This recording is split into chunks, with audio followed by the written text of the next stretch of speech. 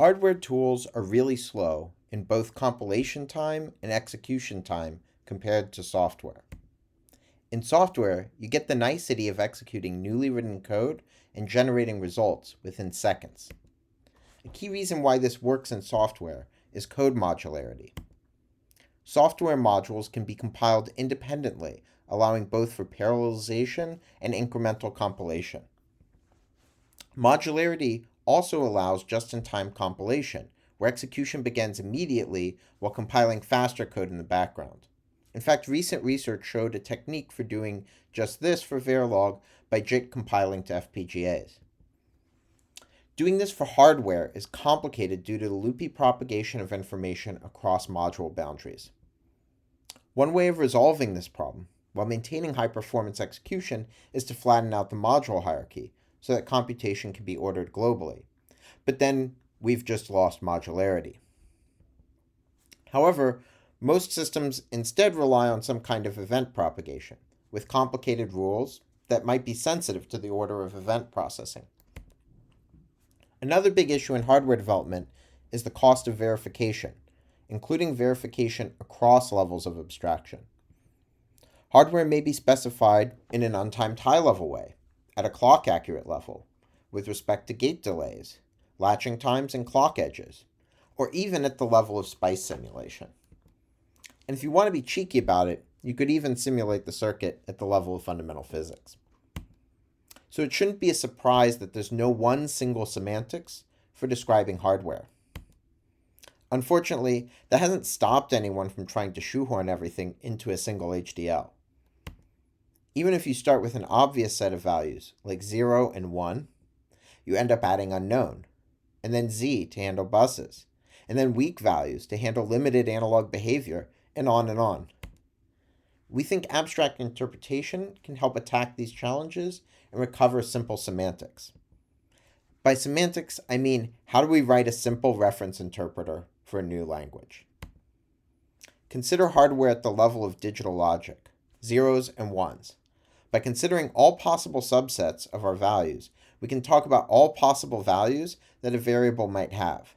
These values form a partially ordered set called a lattice. An abstraction is a lattice representing this lattice of subsets. In the case here, we see that there's a one-to-one correspondence. But in general, the abstract lattice may be much smaller and more compact. To simulate using lattice values, we perform a fixed point computation. That's fixed point as in f of x equals x, not as in the opposite of floating point. We begin this computation by initializing our inputs. Here, r is set to 0 and s is set to 1. Then, we set all other variables to top. Pick a component like this NOR gate, then expand the abstract inputs to a set of possible concrete inputs, on which we already know how to compute the NOR function. The NOR of two abstract values is the abstraction of all concrete instances. And finally, we take the new and old values on the output wire and merge them, which does nothing in this particular case.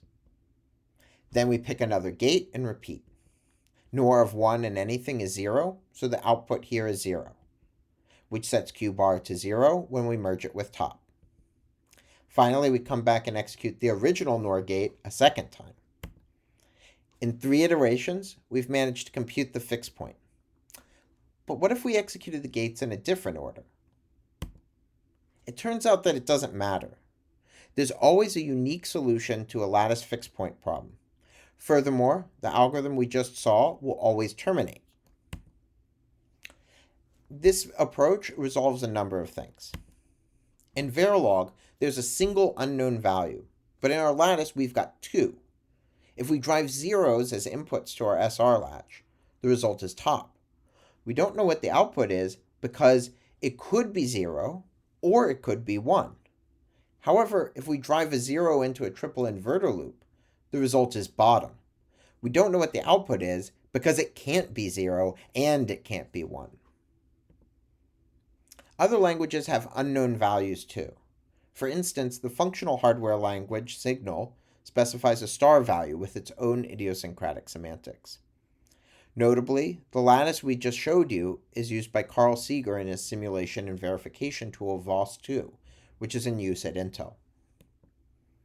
Having addressed X, we also want to try and clear up the meaning of Verilog's Z, or high impedance. This value is used to represent situations like this tri-state inverter, where setting enable to false disconnects A from Y altogether. Since the tri-state inverter is made up of transistors, let's try to understand those. An individual transistor presents the following problem to us. The drain and source are logically symmetric. Neither can be described as a function of the other. We can resolve this problem by thinking of components like transistors as specifying relations rather than specifying functions. Thus, our truth table no longer describes one column as determined by the others.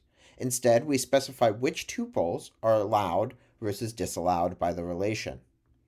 As a consequence, we see that Z never really was a value in the first place. We can also extend this approach to a number of other lattices to account for different temporal semantics. For instance, lattice fixed point theory is already the basis of data flow process networks. And to conclude, we're excited to see what other semantic issues we can clarify with this approach.